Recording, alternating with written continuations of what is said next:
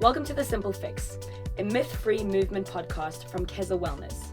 I'm Kerryn, your host, a coach who blends strength, Pilates, and pain science so that you can move well, feel great, and live boldly without the hype. In today's episode, we are going to be talking about how pain does not always equal damage. With that being said, we are also going to be touching on how imaging of the body can sometimes be a little bit misleading and why all of these things need to be taken with a broad scope. So let's talk about pain. Okay, now we are all familiar with pain, but each one of us will experience pain slightly differently. So it's quite tricky when you start looking at things to develop a universal scale of pain, right? Because my 5 out of 10 might be the same as your 10 out of 10, might be the same as someone else's 1 out of 10. And at the end of the day, it's not a competition, okay? Like, being able to bear a bunch of pain is also not good, and being hypersensitive to pain is also not good. So we sit with a bunch of people feeling a bunch of things that we then need to sift through. Now, let's bear in mind that in today's society, a lot of us are not in touch with our physical bodies in any case, right? We live a very digital and surface level life, so it's really difficult to actually drop into the body and understand what's going on. But let's pretend you, the listener, has been dealing with some form of chronic pain. Now, what is chronic pain? Chronic pain is pain that persists for a long period of time, something that you are talking about after sort of a 3-week, 2-month period, and it's just not going away. Now, you can imagine, okay, living in any form of chronic pain is absolutely debilitating. Like, it doesn't matter where that pain's coming from. If you have to live with pain and discomfort for a long period of time, it is going to affect your life. It is going to affect your attitude, your outlook. It might take you away from exercises that you enjoy. It might make you less social because going out is uncomfortable. It might mean that you spend less time with your family because you are uncomfortable standing on the side of the football pitch watching your son play. Like, there is so much that pain can take away from us. And this is why it is so important that we understand how to approach long-lasting pain. Now, one thing that is really circulating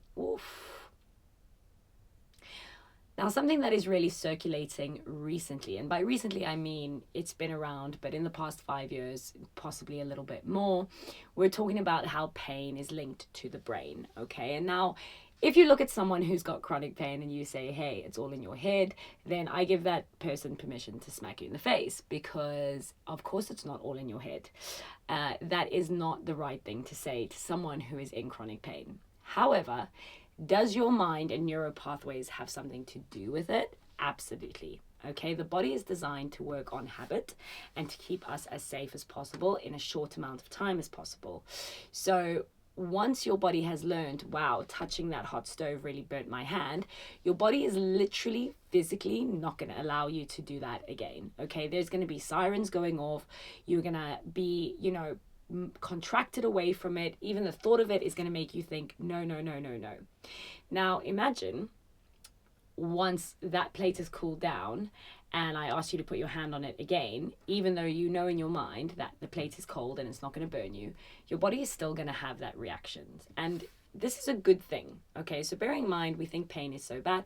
Pain is there to keep us alive, okay? It's feedback, it's information to our bodies, and it's there to keep us safe. However, chronic pain is not always, it's like the siren that's going off once the fire is out, okay? It is often overstaying its welcome. The message is going off, but the problem has already been fixed.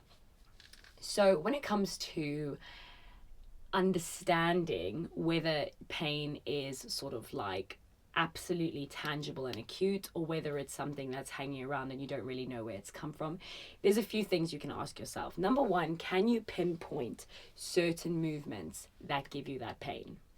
And often if it is sort of like a postural or a muscular thing or an injury, then there will be specific things, specific movements that you can directly show me cause you pain. So when it's something like that tells me as a practitioner, okay, cool, I'm gonna look for something in this area.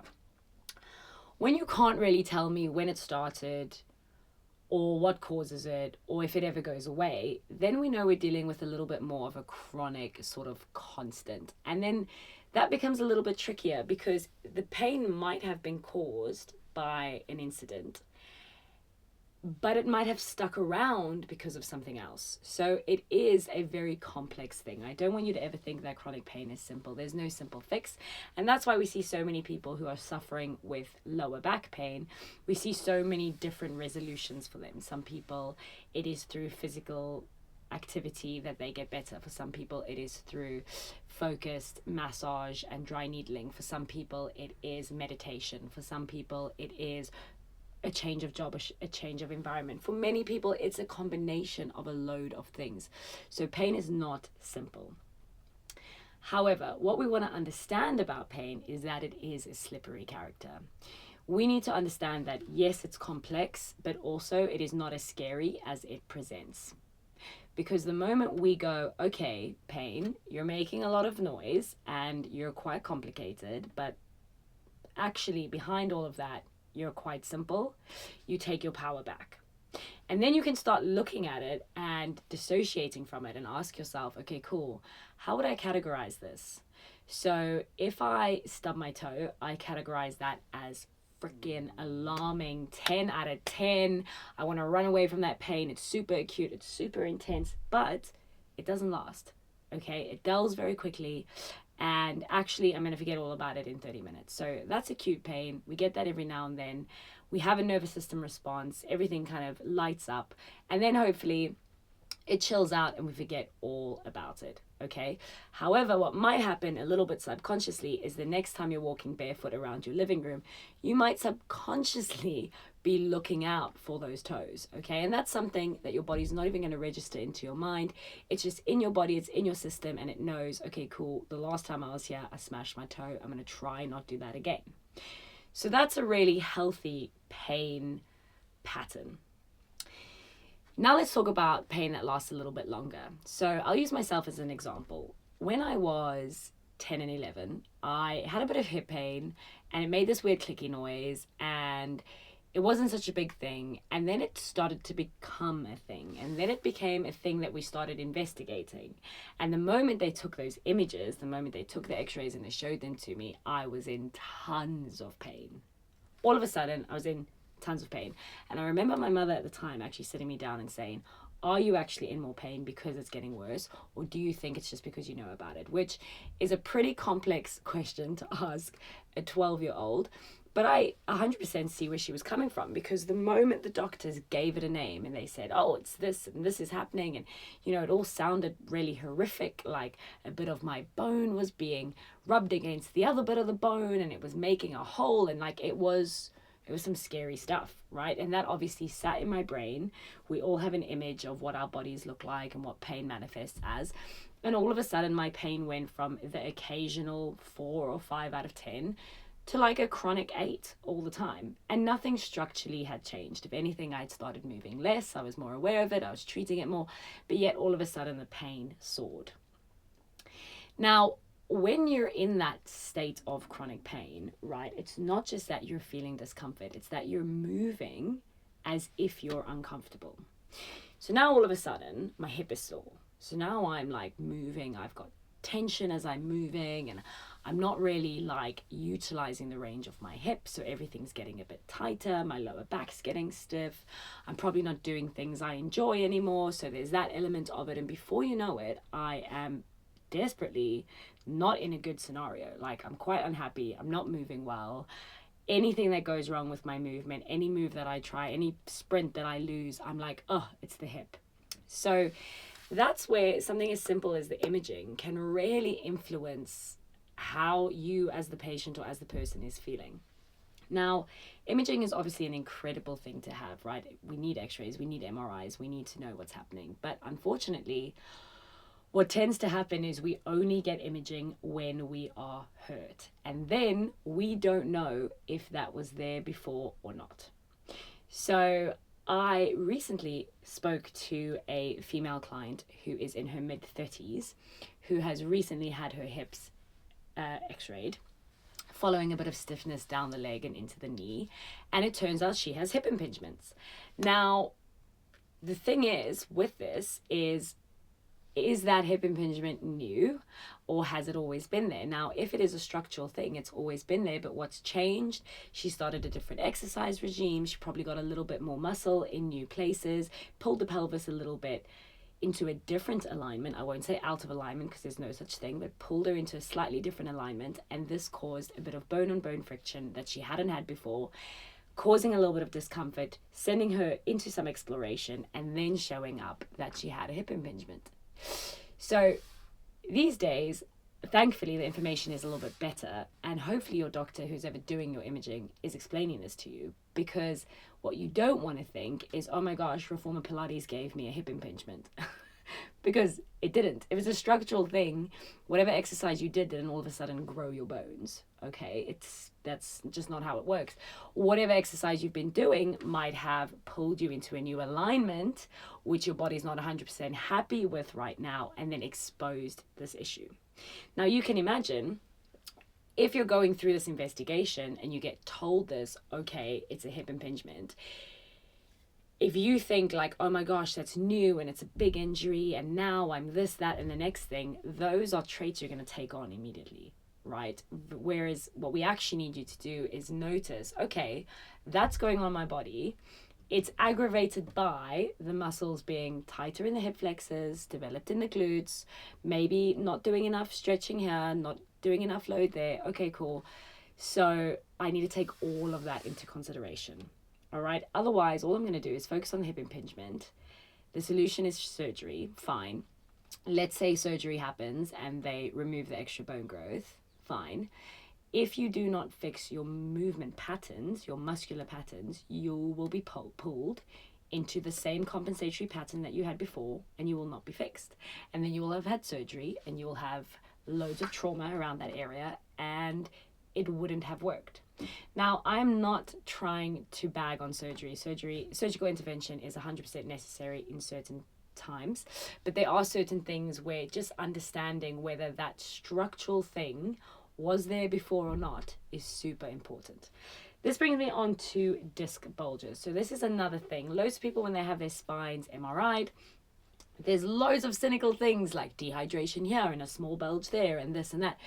And you know what? There is so much science out at the moment, so much research that says someone with absolutely no pain can have an image that shows disc bulges and dehydrated discs, and someone with loads of pain can have imaging that shows absolutely no structural issues. There is so much complexity within the body that just your image is not enough. So if you are someone who is busy exploring pain, exploring your back pain or hip pain or anything like that, and imaging is something that is offered to you, absolutely get it, but please take it with a pinch of salt and realize that you don't know what your base is. So if my spine is slightly more dehydrated than it was 10 years ago, that's totally normal. However, if I had an MRI last week and now I have one today and there's a massive crack in a vertebra, we know that that is new because we have a direct comparison. Now, with taking that into consideration, so caution around imaging and just understanding that a lot of structural things might have been around before, and that a lot of our pain is actually muscular patterns and habits, right? And these are often built over a period of time. So sometimes we catch these things early on, and sometimes they are only caught on at a later stage, and then we have a lot of undoing to do. But with that, what we want to do with our pain is we also don't want to totally avoid it. So when something is sore or uncomfortable, when you're experiencing discomfort, often the solution is to actually move through it. Now, I'm not saying that you should be running on a broken knee. I'm not saying that you should be kicking a ball with broken toes. I'm not saying that you should be pushing yourself through excruciating acute pain. What I am saying, though, is that movement that you've been avoiding is probably going to be uncomfortable and probably going to cause discomfort, and taking your body out of its patterning that it feels safe in is probably going to be a little bit uncomfortable as well. And this is where dropping into the body and going, okay, cool, I'm going into this pattern. It's not feeling 100% safe. It's not feeling 100% comfortable, but it's also not feeling acutely red flag. So I'm going to breathe into it. I'm going to go into it. And then you'll quickly see, wow, after 5 repetitions, I'm feeling better. Or after 3 repetitions, everything loosens up. Or the other way around. But that information you have to explore. Just like when it comes to training into maintenance, we want to make sure that we're actually pushing the body to the threshold. We want to make sure that we are actually loading our joints and our body so that we are building resistance and stamina. And I think a lot of people, especially if they've been in pain, they're really afraid of this idea of hard work afterwards. Not because you don't want to work hard, because you maybe think you're a bit jaded, like maybe you are no longer capable of being that strong and exerting that much effort. But ultimately, that is not how we want you to look at your rehab. We want you to look at your rehab and go, I am not just going to get pain-free. I'm going to get so strong through this pattern that my body no longer fears it, that my body trusts it can take the load, that my body is not panicking at any point. And you want to take on a fair amount of focused training to ensure that the body gets as comfortable in all movement patterns as possible. So my takeaway advice for this episode is to sit with yourself and think about a bit of a traffic light system. Now, if you've worked with a physio before, this is something that they would have brought up to you. And I'm just going to tell you what mine is with my clients, and it might be useful for you, might not. So I've got a few questions. Number one, I ask about acute pain. Is it something specific? And then is it a sharp pain that goes away when you stop doing that specific thing? Okay, when it's that's a very specific thing to work on, and you should also feel acute release at the same time. Then if it is something a little bit more chronic, I like to get them going through a movement that I think is going to affect it, and I always work between 3 to 6 reps. And my rule of thumb is if by the 3rd rep it's staying exactly the same, then that's information to me. But if it is at the 3rd or 4th rep getting worse, that's a red signal. And if it's getting better, that's obviously a green signal. So what I would recommend for people is, if you're at home right now and you're sitting in discomfort, in pain, if that's why you've turned this podcast on, try and name your pain. Try and describe it, and try and think about where you'd place it in a red, orange, or green space. You know, if it's the kind of pain where you get up and you do your rotations and all of a sudden you feel better, then that's not really pain at all. Actually, that's green, that's good. It means I know how to relieve this. Yes, there's probably things in your conditioning routine you can do to make sure you don't actually get into that pain, but it's great to know that you can get out of it. Orange is something that is manageable and that you can describe and work around. But in saying that, there's probably things that you're avoiding, and that's no good. We don't want you to be avoiding any movement. But orange is that middle ground. And red, of course, is acute. I cannot stand up, turn over, step forward, breathe, do anything. I am being stopped in my day-to-day life. And we're hoping that most of you are living in the orange and green and not in the red. But there will be times where you are feeling that red. But if you can sit with your pain, have a look at it, think about, how do I describe this? What you'll start to notice is the holes in that pain. You'll start to notice, oh wow, okay, I'm nervous to do a squat, but I can sit down and stand up with no pain at all. Okay, great. Biomechanically, those movements are the same. So what is different? You might think, oh, I have pain sitting up out of bed. Okay, great. But then in your training regime, you're doing a bunch of crunches and you're not feeling any pain there. So that's interesting, right? I mean, that's interesting. Like, it's the same motion. It's actually more effort in a crunch. Why am I feeling that? So if you are someone who is sat at home and you're experiencing any level of pain that you're busy investigating, or you want to understand a little bit more about, the first thing you need to do is sit and get to know your pain. You do not want to rely on imaging. You do not want to rely on what anyone externally tells you, because we are only going off what we see, what we can feel, and what you tell us. So this is your little nudge to take responsibility to what you're feeling and try and get as descriptive as possible with it, so that the next time you are in the room with an expert, they can give you as much advice as possible, but also as a way for you to take power back from your pain. If you can understand it, you can understand what it isn't, and that is how we fix it. Thank you so much for joining us on this episode where we talk a little bit more about pain, imaging, and getting to know your own pain. My name is Kerryn, and this is The Simple Fix. If you enjoyed this episode, please make sure to like and subscribe, and also share it with anyone who you think might find this useful. Disclaimer. The information, opinions, and recommendations presented in the Simple Fix podcast are for general informational purposes only and reflect my personal views. Listeners should seek professional advice before making decisions based on this content.